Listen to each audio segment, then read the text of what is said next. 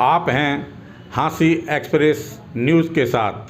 सच्ची और निष्पक्ष खबरों के लिए देखते रहिए हाँसी एक्सप्रेस न्यूज़ चैनल। और हाँ दोस्तों, चैनल को सब्सक्राइब, लाइक और शेयर करना ना भूलें।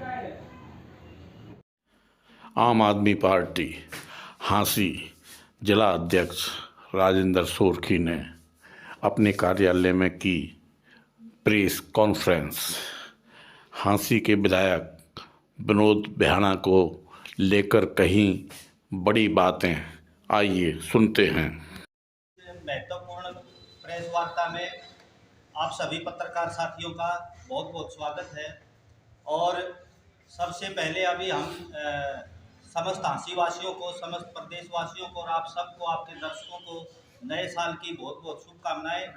और हमारे लिए ये भी बहुत खुशी का विषय है कि हमारे हाँसी जिले से संबंधित हिंदुस्तान की सबसे बड़ी अदालत के सबसे बड़े जो न्यायाधीश हैं वो हमारे हाँसी जिले से हैं। और ये सबसे बड़ी खुशी की बात है कि कल वो हमारे हाँसी शहर में पहुंच रहे हैं। आप सबके माध्यम से हम उनका भी बहुत हार्दिक अभिनंदन करते हैं। और आज की जो प्रेस वार्ता जो रखी गई है उसका सबसे बड़ा विषय यही है कि अभी हाँसी के अंदर विधायक जी के ऊपर एक आरोप लगे कि हजारों एकड़ जमीन जो है ना उनकी शहर के चारों तरफ है और इसलिए हाँसी को जिला बनाया गया। और उसके अंदर जो है ना बहुत भारी भरकम फायदा उठाने के लिए, बिल्डरों को, कॉलोनाइजरों को फायदा पहुंचाने के लिए हाँसी को जिला बनाया गया। ये अभी सब आपने जो है ना कवरेज भी किया, अच्छे से वो भी किया। और ये मुद्दा इनेलो ने, INLD के नेता अभय सिंह चौटाला जी ने उठाया। लेकिन हाँसी की जनता को जो है ना बड़ी निराशा हुई कि इनेलो ने मुद्दा तो उठा दिया, लेकिन कहीं ना कहीं भ्रष्टाचार के पहाड़ के आगे जो ना इनेलो कन्नी काटते हुए दिखाई दिए। इनेलो के नेता, वो जो कहावत है ना कि वह खोदा पहाड़ निकली चुईया, भ्रष्टाचार के पहाड़ से इनेलो के नेता भागते नजर आए। और दावा तो करते हैं कि वह उनके नेता सत्य है, ये है। और पूरी हाँसी को इनेलो के नेताओं का, मैं तो ये कहूँगा, गड़ूचपना देख के बड़ी निराशा हाथ लगी। और सत्ता पक्ष ने भी इस पूरे मुद्दे को सिर्फ ये कह के दबाने की कोशिश की कि वह फला पार्टी के नेता हाँसी को जिला बनने से खुश नहीं है। लेकिन ये मामला कहीं इससे आगे है। और जब हमने तथ्य वाइज बातें शुरुआत की तो सारी चीजें सामने निकल के आई। और वो क्या है वो मैं आपको जो है ना इस सीरियलिटी वाइज हम रखने का काम करेंगे। देखो, जब भी कोई व्यक्ति चुनाव लड़ता है, पब्लिक लाइफ में जाता है, तो उसको एफिडेविट के माध्यम से चुनाव आयोग को बताना पड़ता है कि भाई मैं सालाना इतनी कमाई करता हूँ और भाई यो मेरे दौरे मामला है। उसकी जब हमने पड़ताल की तो भ्याणा साहब ने 2019 और 2024 का हमें ये जो है ना मालूम, ये अभी हमें मिल पाया ये घोषणा पत्र। 2019 और 24 में भ्याणा जी ने अपने और आश्रितों की कमाई का ब्यौरा ना देके सिर्फ अपना और अपनी पत्नी के नाम से सिर्फ ब्यौरा दाखिल किया। लेकिन उसके अलावा जो इसमें सारा उसमें इम्पोर्टेंट बात थी, जो जरूरी बात थी और जो छूट गई, जो चर्चा में नहीं आ पाई, भारतीय जनता पार्टी के कवरिंग कैंडिडेट के रूप में मौजूदा विधायक भ्याणा जी के बेटे ने भी नामांकन पत्र दाखिल किया था और उन्होंने भी अपनी आय का ब्यौरा दिया था। लेकिन बड़ी हैरानी की बात है कि भाई विधायक जी के बेटे की जो इनकम है वो एक तृतीय श्रेणी के कर्मचारी के जितनी, यानी 2018-19 में 2,92,000, 19-20 में 4,46,680, 20-21 में 450, 21-22 में 648 और 22-23 में 6,60,000 रुपये सालाना। इसके अंदर लिखा हुआ है total income shown in the income tax return, यानी टोटल इनकम साल वाइज उन्होंने इतनी शो करी है। और कुल 5 साल के अंदर 24,97,673 रुपये विधायक जी के बेटे ने अपनी 5 साल की कुल इनकम जनता को बताई है। अब इससे किसी को कोई दिक्कत नहीं है। दिक्कत सिर्फ इतनी है कि भाई हजारों लोग बेरोजगार घूम रहे हैं। भ्याणा साहब ने जो ना सिर्फ बेरोजगारों को इतना फार्मूला बता दें कि भाई इतनी साधारण इनकम में कोई व्यक्ति इतनी बड़ी बड़ी टाउनशिप कैसे काट सकता है? उस फार्मूले से हांसी की जनता का, हांसी के बेरोजगारों का भी भला हो जाए, ये आम आदमी पार्टी का मुख्य प्रश्न है। और इससे भी आगे जो है ना, जब सारी चीजें देखी गई, पहले तो विधायक जी ने दावा किया कि वह उन्होंने ऐसा प्रॉपर्टी का कोई काम नहीं कर रखा, पिछले 3 साल से 1 इंच जमीन भी अगर उन्होंने खरीदी हो, राजनीति से संन्यास ले लेंगे। फिर हांसी की जनता और उनके साथ रहने वाले लोग जब उनका झूठ उजागर करने लगे, तो विधायक जी ने मीडिया के सामने आके कहीं 10 साल, कहीं 20 साल, कहीं 30 साल से कॉलोनी काटने की बात मानी। और हमने सिर्फ जो है ना, अभी सारी कॉलोनियों का तो नहीं हम निकाल पाए डाटा, जो अरेरा के अंदर रजिस्टर्ड कुछ कॉलोनियां हैं उनका हम डाटा निकाल पाए, जिनमें काफ़ी में विधायक जी के बेटे जो बतौर पार्टनर, प्रमोटर और ये जो है ना, उनके तथ्य सामने हैं। और एक और बड़ा दावा जो है ना विधायक जी ने किया कि भाई वो अगर उन्होंने 1 इंच भी जमीन खरीदी हो, और एक जो है ना वो ललकार कर रहे थे राजनीतिक लोगों को भी, और एक जो है ना किसी को क्या तकलीफ है, ये बड़ा उछल उछल के कह रहे थे भाई मैं तो जो है ना, हम तो 20 साल से 30 साल से कॉलोनी काट रहे हैं, किसी को क्या तकलीफ है? तकलीफ विधायक जी किसी को नहीं है। तकलीफ ये है कि आप 5 लाख 6 लाख रुपए कमाने वाले आदमी से उसकी 1 साल की कमाई ले लो, और आप उन बेरोजगारों को भी अपनी कॉलोनियों में 5-5% हिस्सा दे दो। और उससे भी नहीं ना, आप अपने बेटे की 5 साल जितनी 24 लाख रुपए कमाई में ही अगर अपनी कॉलोनियों को 5% हिस्सा दे दोगे, तो हांसी के आप जैसों को भी, बेरोजगारों को भी, और हजारों जो जिनको घर खरीदने हैं, जिनको अपने आवास के लिए इधर उधर भटक रहे हैं, उनको रहने के लिए घर ही मिल जाएगा। इतना ही अगर मिल जाए तो भी बहुत है।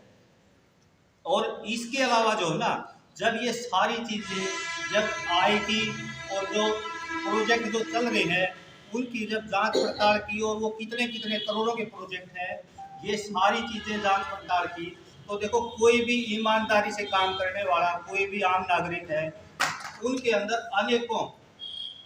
अनेक संदेह, प्रश्न और जितने डाउट हैं वो पैदा होते हैं। आज हम उन्हीं डाउट, उन्हीं प्रश्न, क्योंकि लोकतंत्र के अंदर जितना वोट जरूरी है उससे कहीं ज्यादा जरूरी सवाल है, उन्हीं सवालों को लेकर और उन्हीं सवालों के साथ जुड़े हुए आग्रह को लेकर आज हम मीडिया के माध्यम से जनता के सामने हैं। अभी अगर जैसे ये जो विधायक जी ने जो दावा किया, ये बिल्कुल तय है कि वह उन्होंने अपनी परिवार की जो इनकम शो करी है, जो चुनाव आयोग के माध्यम से जनता को बताई है, वो और उनके जो कॉलोनियों के कारोबार चल रहे हैं वो बिल्कुल असंगत है। उनकी जो प्रॉपर्टी है, उनकी जो आय है वो बिल्कुल असंगत है और नजर आती है वो असंगत। अगर ऐसा है तो हांसी की जनता के मन में अनेकों प्रश्न है। जैसे हमने 10 प्रश्न चिन्हित किए हैं। जैसे हरियाणा सरकार की योजना चल रही है अरेरा के माध्यम से, दीनदयाल आवास योजना। भाई क्या ये दीनदयाल आवास योजना पूरी तरह से लूटो दलाल योजना बन चुकी है? क्या अरेरा का, म्यूनिसिपल विभाग का और टाउन प्लानिंग का काम सिर्फ कॉलोनियों के लाइसेंस दे के सो जाना है? और जो इस तरह के जो बिल्डर हैं या जो भू माफिया है, वो अरेरा की कॉलोनियों के साथ लगती जमीनों को भी, अरेरा की कॉलोनियों के साथ लगती जमीनों को भी, अपनी अवैध जमीनों को भी वैध बताकर क्या जनता को लूटने का काम कर रहे हैं। तीसरा हमारा प्रश्न ये है हरियाणा सरकार से भी, विधायक जी से भी और जो शीर्ष अधिकारी है उनसे भी, क्या राजनीतिक संरक्षण में हरियाणा सरकार के शीर्ष नेता और अधिकारी इस तरह की परियोजनाओं के धन से अपने निजी टाउनशिप और प्रोजेक्ट को विकसित करने में अन्य जगह भी लिप्त है? हम अकेले ब्याणा जी पे आरोप नहीं लगा रहे, हम एक ये आज ज्ञापन दे रहे हैं जिसके माध्यम से हम ये पूरे उसका जो है ना सिर्फ जांच के लिए, ये नहीं कि हम कोई आरोप का वो करें, सिर्फ ये चाह रहे हैं कि ऐसे आरोप आते हैं तो जांच हो, क्योंकि ये जनता के प्रश्न है और जनता की तरफ से आग्रह लेके हम कंसर्न अथॉरिटियों के पास जाएंगे। चौथा हमारा महत्वपूर्ण प्रश्न है, क्या कोई मात्र 25-50 हजार रुपए की सालाना मासिक आय वाला, यानी साल के करीब 5,000 रुपए सालाना कमाने वाला, इतनी 5 लाख रुपए कमाने वाला, इतनी जगह, इतने जिलों के अंदर अपनी टाउनशिप विकसित कर सकते हैं? अगर ऐसा है तो ये फार्मूला बेरोजगारों को भी मिल जाना चाहिए।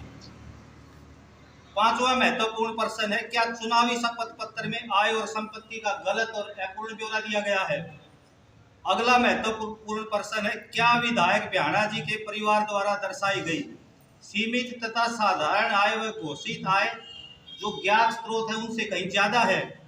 अगला महत्वपूर्ण प्रश्न है, क्या संभावित कर चोरी, बेनामी लेन देन और अवैध लेन देन में विधायक जी का परिवार या उसके सहयोगी लिप्त हैं। अगला महत्वपूर्ण प्रश्न है, क्या भ्याणा जी के परिवार द्वारा आसी विधायक के राजनीतिक पद का दुरुपयोग कर कोई आर्थिक लाभ अर्जित किया जा रहा है। अगला महत्वपूर्ण प्रश्न है कि भाई क्या सत्ता पक्ष के लोग नई कॉलोनी और जो प्लाटों के भाव बढ़ाने और अपने अपने जो नई कॉलोनी और प्लाट काट रहे हैं उनके भाव बढ़ाने और उन कॉलोनियों में ग्राहकी बढ़ाने के लिए, उनको बेचने के लिए, क्या जो शहर की जो अन्य कॉलोनियां हैं या जो शहर की पहले से बची हुई कॉलोनियां हैं, क्या उनके निवासियों को मूलभूत सुविधाओं से वंचित कर रहे हैं। तो ये जनता के कुछ महत्वपूर्ण प्रश्न है और अगर ये शंकाएं अगर सच पाई जाती हैं तो मैं दावे के साथ कह सकते हैं हम लोग कि ये सारे अपराध जो है जनप्रतिनिधित्व अधिनियम 1951, भ्रष्टाचार निवारण अधिनियम 1988, आयकर अधिनियम 1961, बेनामी संपत्ति निषेध अधिनियम 1988 और धन शोधन अधिनियम और जो मौजूदा दंड विधान की जो धाराएं हैं उनके तहत ये गंभीर दंडनीय अपराध हैं। इसीलिए हम जो सरकार की जो अथॉरिटी है, लोकायुक्त से, एनफोर्समेंट डायरेक्टर से, चुनाव आयोग से और जो कंसर्न विभाग हैं उनसे हम आग्रह करते हैं और सिर्फ जो है ना जनहित और लोकतांत्रिक पारदर्शिता के लिए, ये नहीं कि हमारा किसी से कोई वैर भाव है या कुछ और है, सिर्फ लोकतांत्रिक पारदर्शिता के लिए हम इन अथॉरिटियों से आग्रह करते हैं। विनोद भ्याणा और उनके परिवार के जो चुनावी जो दाखिल किए शपथ पत्र हैं और उनकी समस्त जो संपत्ति है उनकी जांच की जाए, उनकी आय के स्रोतों का, आय के विवरणों का और चुनावी शपथ पत्रों का सत्यापन जरूर किया जाए।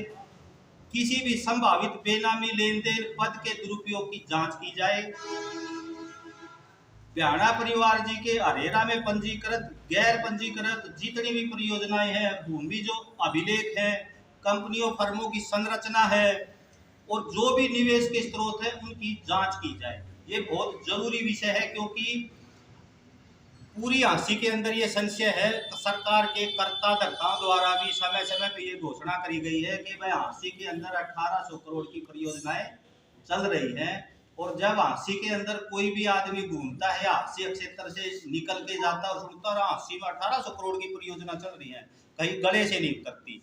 और इसीलिए ये संदेह है कि भाई क्या सरकार की परियोजनाओं के धन से अपनी निजी टाउनशिप विकसित किया जा रहा है। इसलिए ये सारी जांच जरूरी है और अगर जांच के अंदर अगर कोई नियम का उल्लंघन पाया जाता है तो नियमानुसार कानूनी कार्रवाई की जाए।